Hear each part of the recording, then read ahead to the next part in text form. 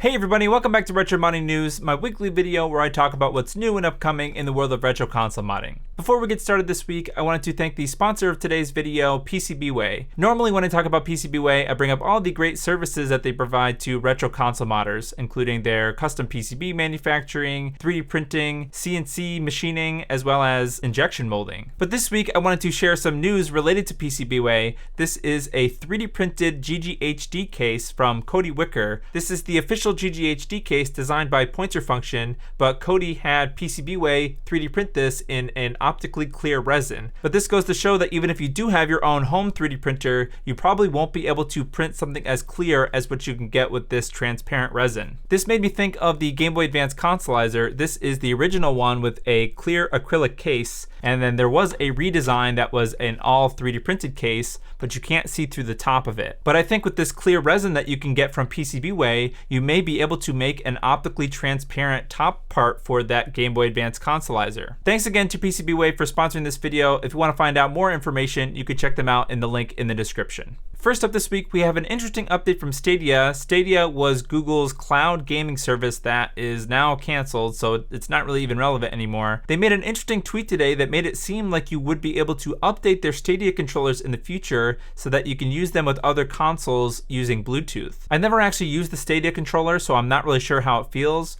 but if you're looking for an extra Bluetooth controller that you can use when your friends come over or something, especially now that we have BlueRetro that allows you to have a bunch of Bluetooth controllers connected to something, you may be able to update your Stadia controllers now to work with other consoles over Bluetooth. Next, we have a little bit of RetroTink 4K news. Bob from RetroRGB was having a live stream and he was talking with Mike Chi, who is the developer behind the RetroTink products. Wobbling Pixels was listening into that live stream and they noticed that they talked a little bit about the RetroTink 4K. So Mike mentioned that it's going to be within the next 12 to 16 months potentially that they're going to release this, so probably not going to happen this year. However, Mike did mention that the hardware is pretty much finalized. I think we kind of knew that already. We've just been getting hints and teases about the firmware side of things for a while now. Mike mentioned that it's going to be a new product that won't replace the RetroTink 5X, and I think he's talking about that in the sense of like price point. I do not imagine that the price of this is going to be very low, or at least in line with the RetroTink 5X. I don't think it's going to be at that like $300-ish price point. But even Mike himself was not able to talk about the price of anything just because of the ongoing chip shortage things has affected the price so heavily that in 12, 16 months from now, it's going to be pretty hard to tell what the difference in prices is going to be. But even so, I'm glad that we got a little bit of an update from Mike, and thanks to Wobbling Pixels for the heads up here on Twitter, and thank you Bob for streaming and for having such a good conversation with Mike. Next, Retro Gamer Store is showing off another Famicom power board sort of accessory. This time it looks like they're showing off a USB Type-C little adapter thing and showing off that it will potentially be compatible with USB power delivery. CO The Ville on Twitter has these sort of bi-weekly / monthly Twitter spaces where we just talk about random retro things, and a couple of weeks ago we talked about the Linus Tech Tips USB Type-C power delivery, sort of all the consoles type thing. If you haven't watched that Linus Tech Tips video, I highly recommend it, even though I don't think it's perfectly safe and there's still some caveats with USB power delivery. I do think that there is something there in the future. I'm not going to get into all the complexities with USB power delivery in this video. However, just know that it could very easily get you into trouble on your console if you put the wrong voltage into your console and don't have a power regulator. It looks like this board is just using 5 volts from USB power delivery, but USB power delivery can actually provide more than 5 volts. So if you have the properly developed power system, I suppose, in a mod, you might be able to just have that be a safe alternative, in air quotes, safe alternative to having to manage all of your power bricks for all your different consoles. All that is theoretical, and as far as I know, there aren't really any safe, as in tested, USB power delivery things for consoles yet. However, seeing Retro Gamer Store show off this one for the Famicom, it makes me a little bit optimistic that we might be able to get this USB power delivery for consoles in the future. Next, we have this interesting project from Camp. These are GameCube Wavebird-Style Joycons. That's how I'll describe them. So here you can see both Wavebirds connected, so it actually looks exactly like a Wavebird controller,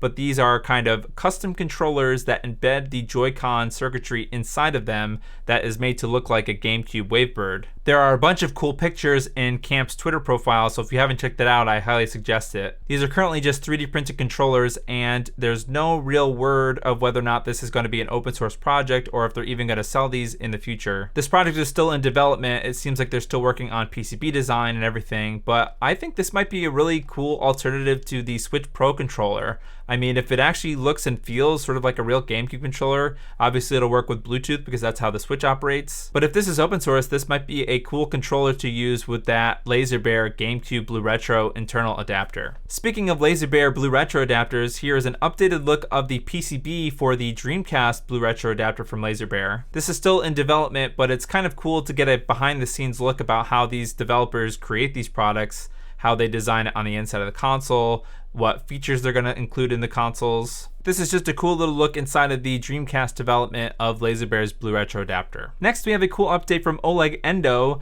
This is an external controller adapter for the Sega Nomad. The Sega Nomad is a portable Sega Genesis. I believe the Venus subboard that he's talking about in this post is the replacement PCB that he developed that has a screen that goes inside of it for the Sega Nomad. They mentioned that the updated version of that Venus Sub 2020 board may have this external controller adapter support. You can see in this video that they're using an external Genesis controller to play the Sega Nomad, and this is kind of like halfway there to a consolizer if there was some way to get analog output. Actually, I'm not even sure what analog output options are available for the Sega Nomad, but if you had some kind of a video output for this, you could make an interesting compact Sega Genesis consolizer. And for the big story this week, I wanted to bring up something that Mr. Addons brought up on Twitter, and that is Mini DIN 10. So Mini DIN 10 is a style of Mini DIN that has, I think, 10 pins, obviously because it's Mini DIN 10. Because of that, it has enough space for a lot of the different analog video signals that we all use. So Mr. Addons has a list here. So 5 volts, RGB signals, so RGB and sync,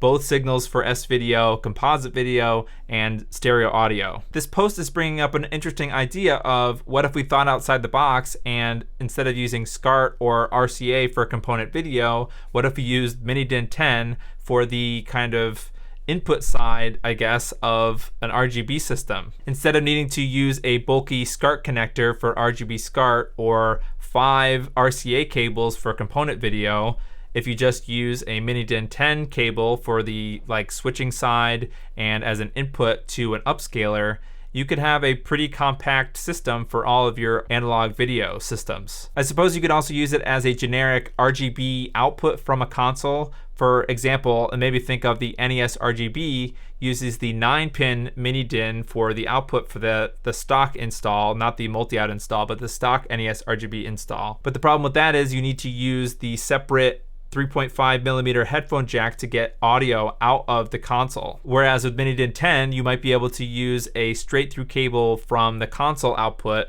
to an upscaler or a switcher. With that being said, there are a ton of caveats to using Mini DIN 10. Let's not even consider the fact that people might already have a bunch of cables for their existing systems and they don't want to upgrade. Let's just say that nobody had cables already and they're looking for a brand new system. The first issue is you would have to create new cables for every single specific console. So you'd have to have one for the multi-out for the Super Nintendo, you'd have to have one for Sega Genesis. Every console that has its own unique plug would have to have its own unique console to Mini DIN 10 connector, I suppose. And certain consoles need components in the cable to operate properly and safely. So it's not like you can just Dremel out the port of every console that you have and slap a Mini DIN 10 in there. You'd have to think pretty long and hard about how you'd have to adapt a console's output to a Mini DIN cable. And I think the biggest issue is the lifespan of Mini DIN compared to something like the multi-out or RCA cables. I've never had Mini DIN pins bend on me, but if you're unplugging and plugging in consoles all the time, like I do kind of frequently with my RGB or component systems and cables, I'm just a little bit concerned with the lifespan of a Mini DIN plug. If you're the type of person that can't have your consoles plugged in all the time, you're going to be unplugging and plugging your Mini DIN systems over and over again. So